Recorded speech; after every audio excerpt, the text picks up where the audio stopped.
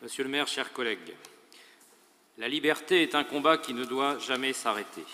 Le 24 février 2022 est déjà considéré par les commentateurs comme une date historique et nombreuses sont les références aux événements de 1939 qui ont déclenché la Seconde Guerre mondiale. Mais serait-on en mars, quand les troupes allemandes entrent dans Prague sans coup férir, ou en septembre, quand la Wehrmacht et l'Armée rouge bataillent un mois durant contre la vaillante armée polonaise et finissent par se partager le pays? Les prétextes à l'intervention se ressemblent.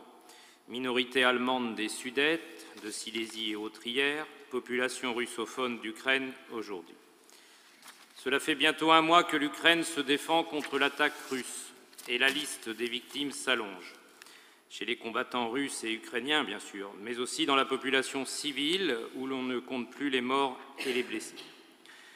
Nombreux sont ceux qui ont dû quitter leur maison pour échapper au fracas des armes et à leurs conséquences. Entre les personnes évacuées des zones de combat et celles qui veulent mettre leur famille à l'abri des bombardements, les déplacés se comptent déjà en millions. Vous proposez à notre Conseil, Monsieur le maire, de leur apporter notre aide. Nous y souscrivons totalement. C'est ce que nous pouvons faire dans l'urgence. Déjà, des familles ukrainiennes qui ont fui via la Pologne et la Moldavie arrivent en France et certaines dans notre ville. Elles ont besoin d'un soutien d'urgence. C'est ce que nous pouvons leur apporter au travers de la Croix-Rouge et d'autres associations brestoises pour les soutenir dans leur action en faveur des populations ukrainiennes cherchant refuge chez nous. Votre rapport, Monsieur le maire, s'appuie sur deux valeurs qu'il nous semble naturel d'avoir en partage: la solidarité et la liberté.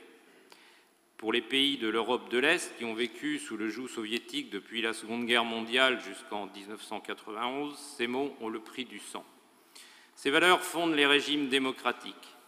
Là encore, cela nous paraît naturel, comme acquis une fois pour toutes. Et pourtant, on aura entendu de bons esprits se demander à propos de la gestion de la pandémie, mais aussi sur quelque autre sujet, si les régimes autoritaires n'étaient pas plus efficaces que les démocraties.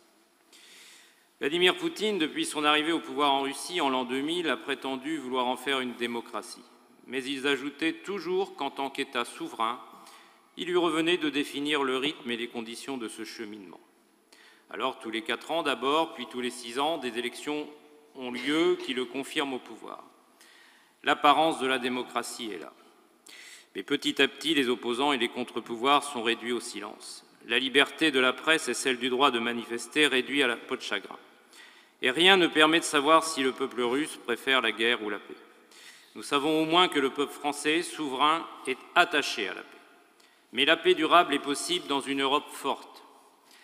Et je me souviens très bien de ce collègue allemand qui, quittant ses fonctions à Bruxelles, déclarait dans une instance européenne à laquelle je participais: « N'oubliez jamais qu'ici, quelles que soient vos différences, vous construisez la paix.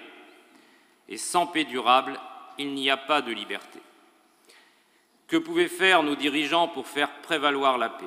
Ils ont essayé et essaient encore d'user de la diplomatie, de mobiliser toutes les instances où les conflits peuvent se régler dans le respect du droit international. On se fait d'autant mieux entendre à défendre le droit que l'on s'exprime avec liberté et indépendance. Le gaz et les céréales ne sont pas absents de la balance des choix.